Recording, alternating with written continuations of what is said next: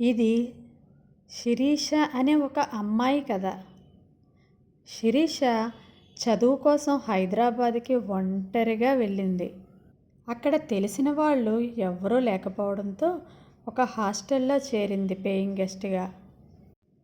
ప్రస్తుతం శిరీష ఉండే గదిలో ఇంతకు ముందు అద్దెకు ఉన్న ఒక అతను చనిపోయాడని ఆమెకు ఎవ్వరూ కూడా చెప్పలేదు.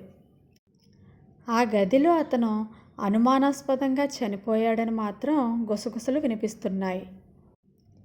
ఒకరోజు రాత్రి శిరీష రాత్రి 12 గంటల టైం వరకు ఫోన్ చూస్తూ అలా నిద్రలోకి జారుకుంది. నిద్రలో ఏవో శబ్దాలు వినిపిస్తున్నట్లు అనిపించింది. కానీ శిరీష భయంతో చూడకుండా అలాగే పడుకుండిపోయింది. శిరీషకు ఆ హాస్టల్ కొత్త అవడం వలన హాస్టల్లో ఎవ్వరూ కూడా పరిచయం అవ్వలేదు. ఇంకా మరునాడు రాత్రి కూడా 12 అయింది. కానీ శిరీషకు సరిగా నిద్ర పట్టక అలా ఫోన్ చూస్తూ కూర్చుంది. కాసేపటికి మెల్లిగా కళ్ళు మూసుకొని పడుకుంది. అప్పుడే సడన్గా శిరీష ఒకదాన్ని గమనించింది. గదిలోని అద్దంలో ఎవరో ఆమెను చూస్తున్నట్లు అనిపించింది. కానీ తల తిప్పి చూస్తే ఎవ్వరూ కనిపించలేదు. మళ్ళీ అద్దం వైపు చూస్తే ఒక మనిషి మొహం కనిపించింది.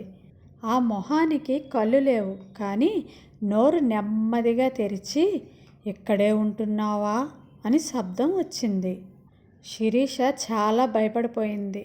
ఒళ్ళంతా చెమటలు పట్టేస్తున్నాయి. శిరీష మెల్లిగా తల దించుకొని అద్దాన్ని అక్కడి నుంచి కిటికీలోంచి విసిరేద్దామని అనుకుంది. కానీ మళ్ళీ తలెత్తి చూస్తే ముఖం అద్దంలో కనిపించలేదు.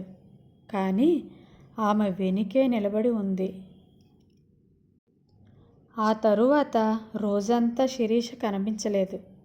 గది మాత్రం తాళం వేసి ఉంది. హాస్టల్ వార్డెను పోలీసులకు కబురు పెట్టింది. పోలీసులు వచ్చి తాళం వేసిన గదిలోకి వెళ్ళినప్పుడు గోడ మీద రక్తంతో పాటు ఒక మాట రాసి ఉంది.